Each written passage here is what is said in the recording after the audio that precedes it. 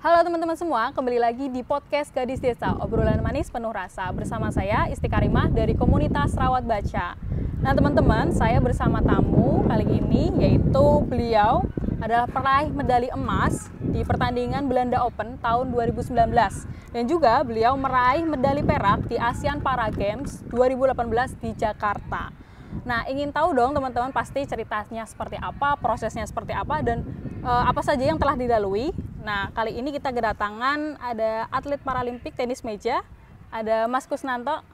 Selamat pagi Mas Kusnanto. Pagi. Sehat ya Mas? Alhamdulillah sehat. Ya, luar biasa. Ini Mas Kusnanto ini menyempatkan diri loh. Ini pagi-pagi ya kan. Beliau mau ada pelatihan di Solo, tapi beliau menyempatkan diri. Terima kasih sekali loh Mas.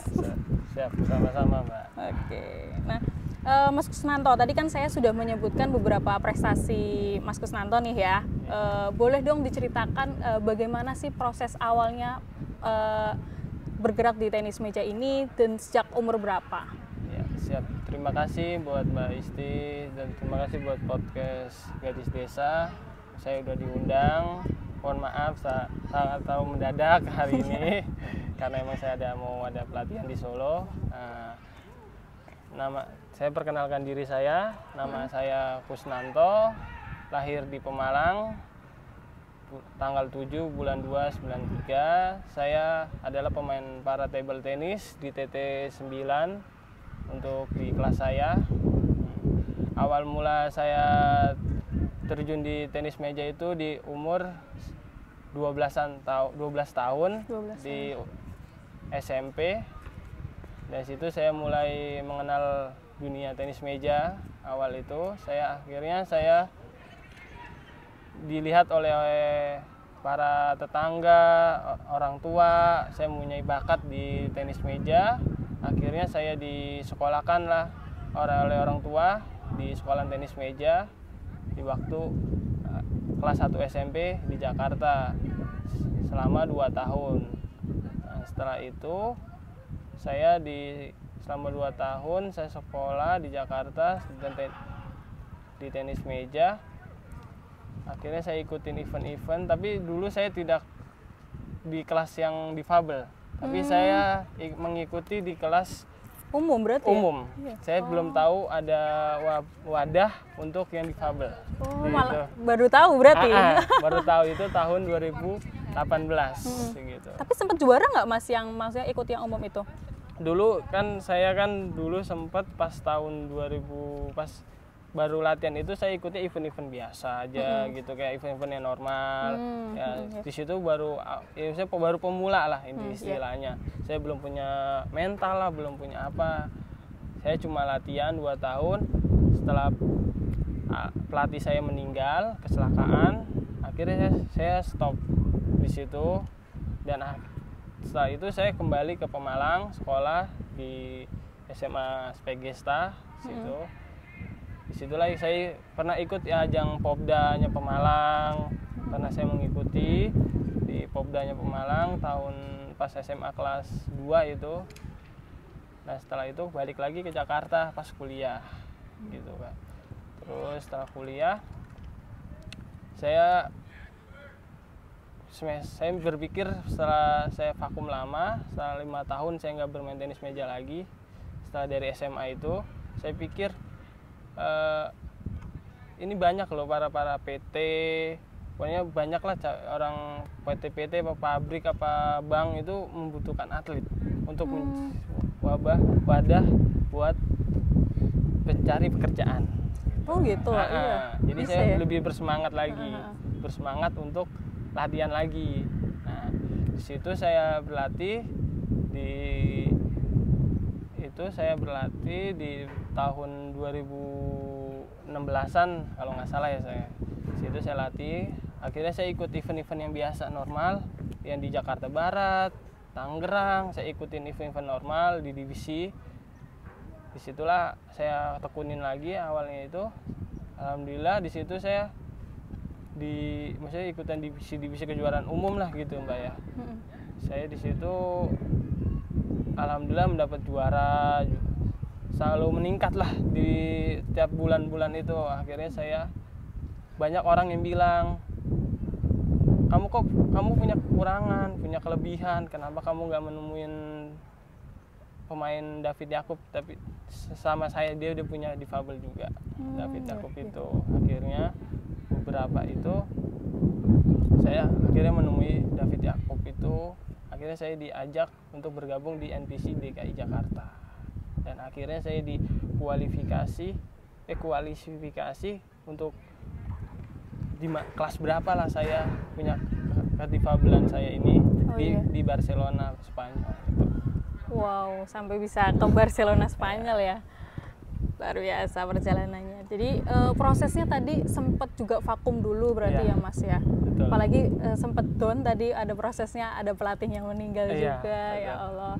Nah, apa sih yang melatar belakangi Mas Kusnanto ini bisa bangkit kembali gitu? Setelah tadi kan vakum ya kan, pasti kan ada semangat yang kemudian terbangun. Karena tadi sempat vakum pasti kan kayak lama nih udah nggak main tenis dan lain sebagainya. Pasti kan ada perasaan kayak maju nggak ya kayak gitu. Nah itu yang jadi semangat Mas Kusnanto tuh apa waktu itu? Pas saya vakum itu saya pengen bangkit lagi itu karena emang saya ingin saya punya keahlian di tenis meja. Kenapa nggak dimanfaatkan untuk mencari suatu pekerjaan nantinya gitu sih. Jadi saya berusaha aktif untuk berlatih lagi. Ya alhamdulillah setelah aktif saya bisa seperti ini saat ini, jadi benar-benar jadi atlet untuk Indonesia gitu sih Mbak. Betul, luar biasa. Nah tadi juga Mas nyebutin ya terkait mental kayak gitu, maksudnya mental atlet yang terbangun kayak gitu. Aku tuh penasaran Mas sebenarnya, karena kan gimana ya, atlet bertanding di tengah penonton yang luar biasa banyaknya, itu mental yang selama ini dipupuk oleh pelatih-pelatih itu seperti apa sih untuk menjadi mental atlet yang kuat itu? Ya kita dalam pertandingan itu kan emang beban banget ya kalau dalam suatu pertandingan, sangat beban lah emang, apalagi bawa merah putih ya.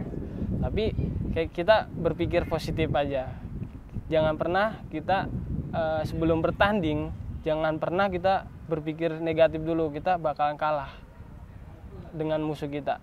Contohnya maksudnya kayak di Belanda, saya itu bergu dengan David Yakup di Belanda, saya lawan peringkat 6 dunia. Saya masih 35 dunia. Saya pikir dalam hati pikiran saya nggak, emang peringkat saya kalah intinya istilahnya gitu. Tapi saya optimis aja dalam pikiran saya. Yang penting saya ingat kata-kata pelatih, cara latihan saya gitu, kamu keluarin, jangan kamu tahan-tahan pukulannya, apanya, fisiknya kamu buktikan saat pertandingan itu. Jadi setiap pertandingan itu saya pikirkan itu kata-kata pelatih saya gitu. Apa tuh Mas kata-katanya? Ya apa yang kamu latih harus kamu keluarkan dalam suatu pertandingan itu. Iya. Berarti mengingat kembali perjuangan selama ini ya. Terus, jadi nggak down gitu. Betul. Terus kata orang tua, dukungan, gimana semangatnya orang tua mendukung kamu gitu sih Mbak. Jadi kita benar-benar positif lah harus untuk menghadapi di suatu lapangan itu gitu sih Mbak. Keren. Jadi semangatnya itu ketika kita menggali mental kita, itu semangatnya diingat-ingat adalah perjuangan sebelumnya gitu. Jadi ketika kita menghadapi tantangan di depan kita, itu kita nggak ciut gitu ya, mentalnya kuat, sudah kuat terbangun gitu. Nah itu yang bisa dipetik ya teman-teman ya. Nah boleh cerita sedikit nggak Mas, apa sih kebiasaan unik yang Mas Kusnanto lakukan sebelum pertandingan nih? Apa nih biasanya nih? Kalau sebelum bertanding ya saya paling nonton video yang lucu-lucu, terus kalau nggak nonton pertandingan, jadi kita ambil ilmunya gitu sih Mbak. Terus kadang-kadang ya nelpon orang tua lah pasti sebelum bertanding. Minta doa restu. Betul. Walaupun kita di luar negeri, sering-sering kita minta doa lah kepada orang tua. Selalu ngabarin, Pak, Bu, saya mau bertanding jam ini. Oh ya, semangat gitu. Itu aja sih. Betul. Nonton video lucu itu bisa juga ya biar rileks. Betul. Karena biar pikirannya nggak tegang ke di tengah lapangan nantinya gitu. Iya, Kalau betul. dengerin musik gitu sih Mbak. Betul. Apalagi kalau lawannya pas wow peringkat berapa dunia Iya, gitu. Wah, pasti udah tegang duluan itu kalau Iya. nggak dibuat rileks. Nah, tadi kita udah ngobrol-ngobrol terkait pengalaman Mas Kusnanto dan lain sebagainya, prosesnya. Nah, aku bikin penasaran nih Mas, tokoh panutan Mas Kusnanto dalam tenis meja atau dunia olahraga ini tuh siapa? Ya, tokoh yang saya banggakan, saya favorit yaitu ya sering bareng dengan saya sih emang David Yakub gitu. Karena beliau itu salah satu titik awal jaringan ya? Iya betul, nah, titik awal dia adalah pemain dunia di peringkat 2 dunia. Dia orangnya benar-benar baik sama siapa saja gitu. Saya bangga dengan walaupun dia peringkat 2 dunia tidak ada kesombongan di dirinya. Itulah panutan saya. Jadi dia benar-benar tekun latihannya, tidak ada pernah lelah untuk latihan gitu. Betul, luar biasa. Nah ini kan mungkin karena juga Mas juga dapat dukungan tadi ya, dapat Iya. dukungan dari Mas David gitu. Wah luar biasa, ini bisa secara langsung dilatih oleh atlet nomor 2 dunia kan. Iya. Sebuah apa ya, anugerah juga ya Iya, Mas ya. betul. Jadi semangat Mas Kusnanto gitu. Nah tadi kan Mas Kusnanto juga cerita nih terkait dari kecil itu sudah ikut sekolah tenis meja ya. Iya betul.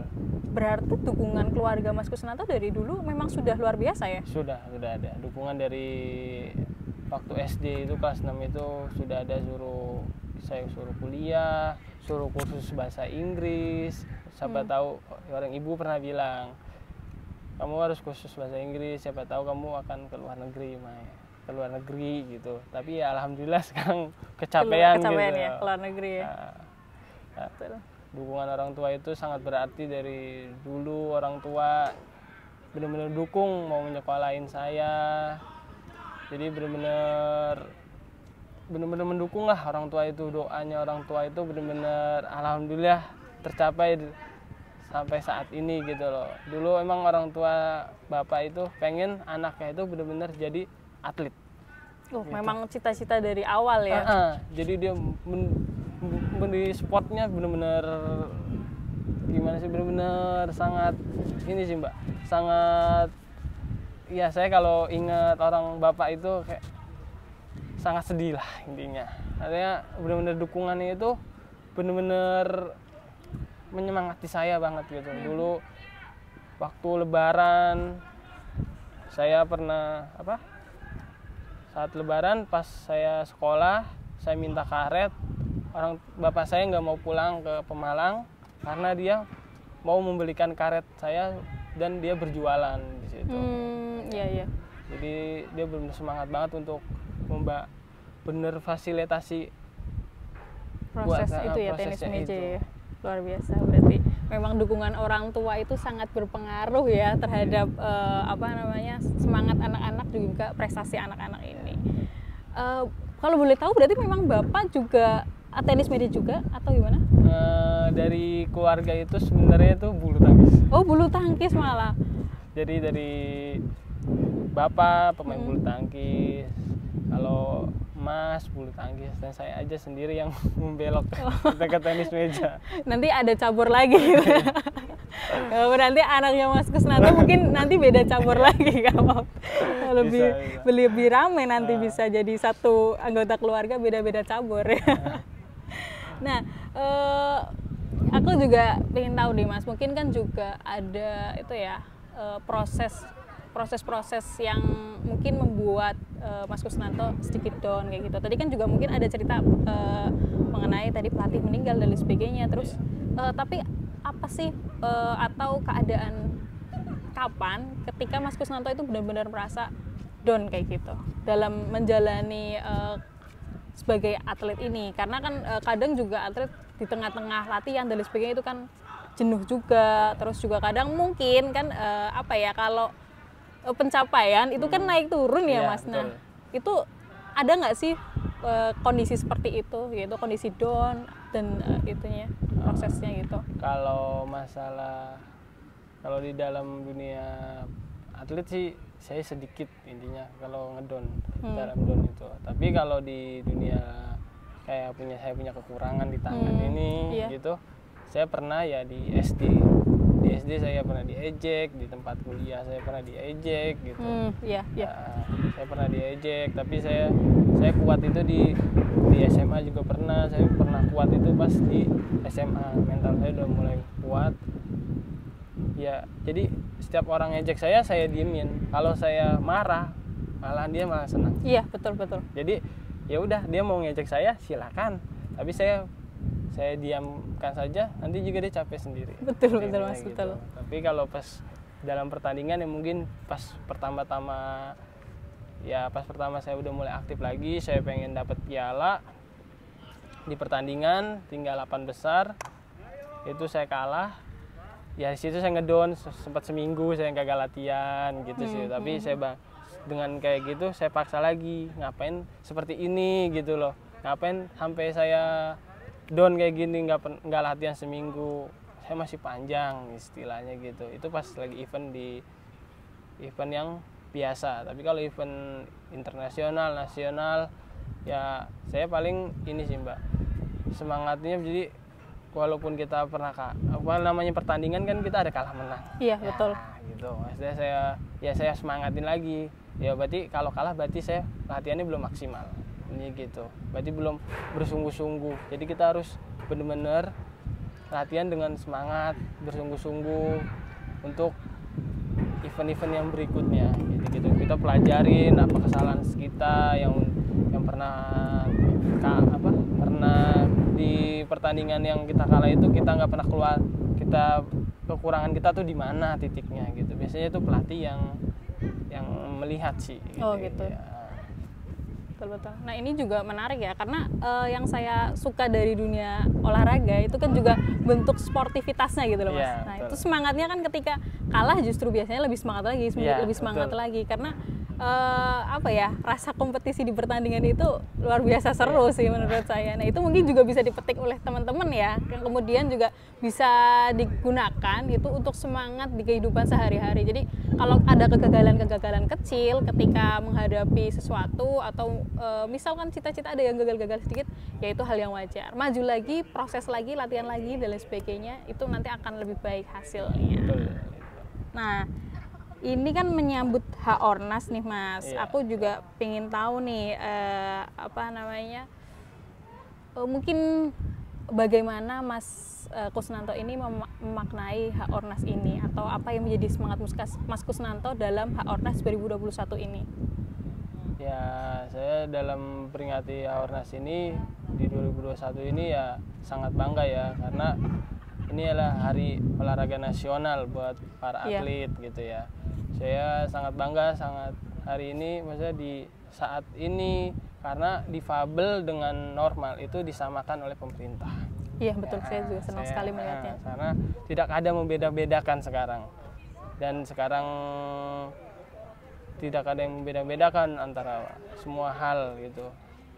Dan sekarang kalau menurut saya, sekarang yang difabel itu karena orang yang punya kekurangan itu pasti punya kelebihan. Iya betul.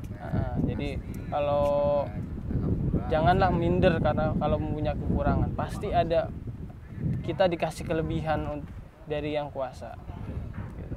H-Ornas ini ya semakin kedepannya semakin majulah di dunia olahraga untuk event-event internasional, nasional gitu sih Mbak. Untuk pemerintah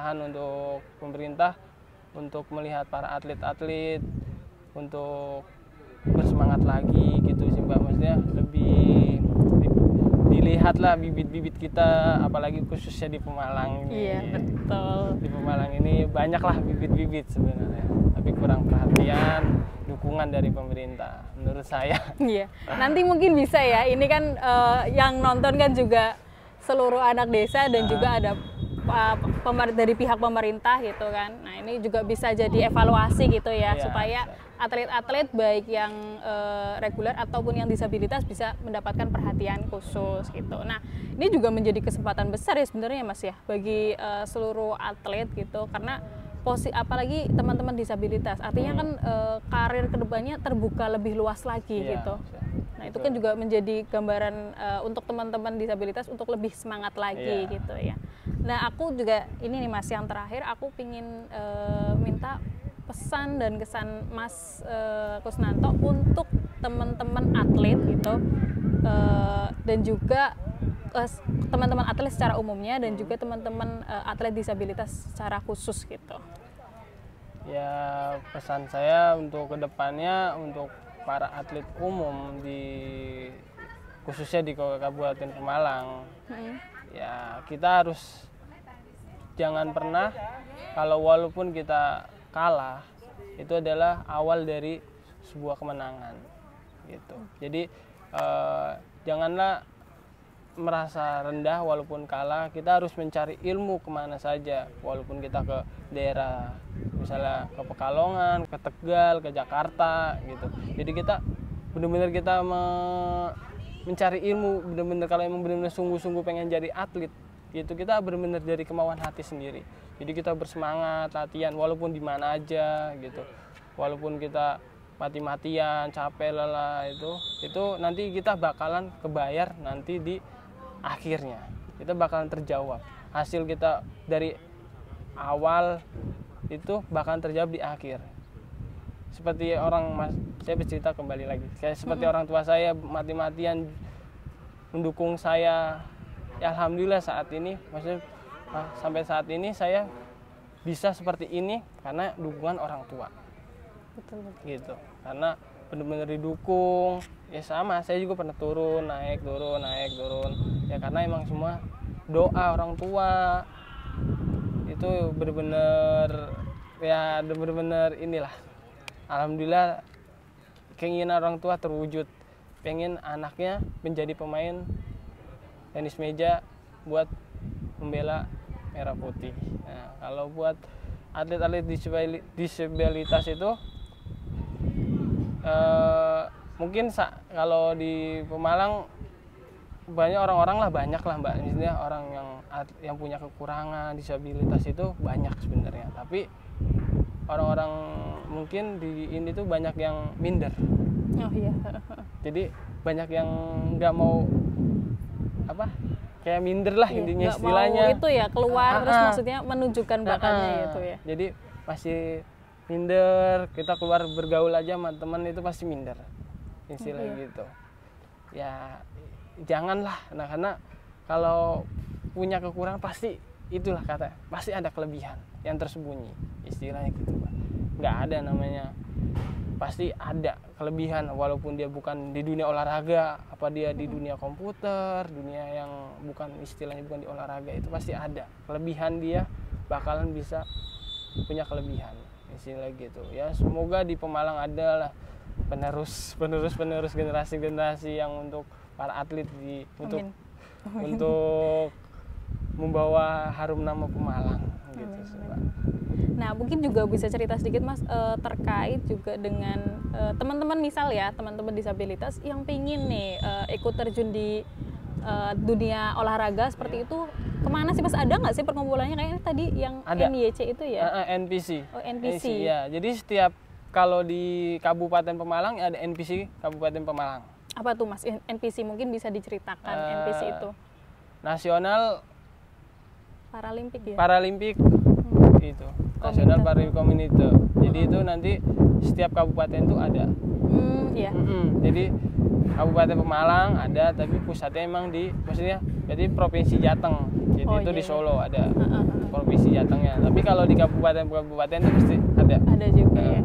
Kemarin ketua Kabupaten NPC Pemalang sih WA saya gitu, ngabarin mungkin gitu. Iya. Ada setiap wilayah itu ada. Jadi kalau yang punya kekurangan atau disabilitas bisa punya keahlian di dunia olahraga, ya carilah ya, cari digabung NPC itu di setiap kabupaten. Itu setiap tinggal di Google itu banyak cari info tentang disabilitas NPC itu. gitu. Jadi banyak lah info-info sekarang tuh, segala apa-apa pasti ada di Google gitu ya. Sekarang Google search udah nemu gitu. Nah itu mungkin juga bisa jadi jalan untuk teman-teman ya, ketika mungkin ada yang bingung nih cari harus kemana sih ketika saya tertarik untuk menjadi seperti Mas Kusnanto nih gitu. Bisa nih gabung di NPC, nanti juga bisa ketemu Mas Kusnanto ya di sana ya. Sangat terbuka lebar, dan juga dalam memaknai dan menyambut Hari Olahraga Nasional ini, kita selalu bisa menjadi jiwa yang lebih sportif lagi gitu ya. Jadi jiwa-jiwa sportif itu selalu terbangun, dan tentunya semoga juga itu ya Mas ya, apa namanya, atlet-atlet Indonesia lebih luar biasa lagi gitu, lebih bisa mengharumkan nama bangsa. Nah, ini kan Mas Kusnanto mau ke ini nih, ke Solo ya kan? Ini mau apa nih Mas? Boleh nanti sekalian minta doa untuk ini ya, teman-teman anak desa Indonesia gitu. Ya, kayak saya ke Solo hari ini karena emang saya mau latihan mandiri untuk menyambut Peparnas. Kalau di kelas normalnya PON, tapi dengan kalau disabilitasnya itu Peparnas untuk di Papua nanti. Karena waktunya sudah mepet, sudah 2 bulan lagi. Jadi untuk persiapan saya ke Solo, emang disuruh pelatih. Dan emang untuk, jadi kalau tenis meja, dalam tenis meja itu tidak, walaupun kita nggak latihan 3 hari itu, kita feeling kita udah hilang semua. Jadi kita bener-bener tiap hari itu kita harus latihan. Latihan terus ya. Sehari lah boleh latihan, harus ada ada waktu untuk jeda, untuk istirahat gitu. Karena 3 hari nggak latihan itu feeling kita hilang gitu, bener-bener. Makanya saya punya inisiatif, saya ke Solo untuk latihan mandiri untuk menghadapi Papua. Nanti mungkin ada ASEAN Para Games di Vietnam kalau nggak salah, itu di tahun 2022. Nah nanti kalau saya juga emang ya maksudnya bener-bener emang masih muda, makanya disuruh latihan di Solo, maksudnya bener-bener pengen dikasih semangat oleh pelatih biar agar lebih maju lagi gitu ya. Alhamdulillah gitu sih Mbak. Maksudnya buat event-event yang kedepannya itu benar-benar dirancang dari saat ini sih gitu. Betul. Jadi biar kan ada yang namanya udah nggak puas gitu sih Mbak. Intinya walaupun ini udah puas, tapi ya alhamdulillahnya saya, walaupun saya udah mendapat ini semua ini itu tapi saya pengen lebih lagi gitu. Jadi nggak ada rasa puas karena di atas saya itu masih ada yang lebih bagus gitu. Betul. Nah, semoga juara Mas ya. Amin ya. Semoga juara nih teman-teman. Mohon didoakan ya teman-teman, karena Mas Kusnanto ini kan juga mewakili Pemalang, supaya bisa membawa nama harum Pemalang khususnya, dan juga nanti Indonesia juga gitu. Amin. Nah, terima kasih sekali Mas Kusnanto sudah meluangkan waktu gitu ya. Semoga sukses selalu dan sehat selalu. Terima kasih. Sampai jumpa teman-teman.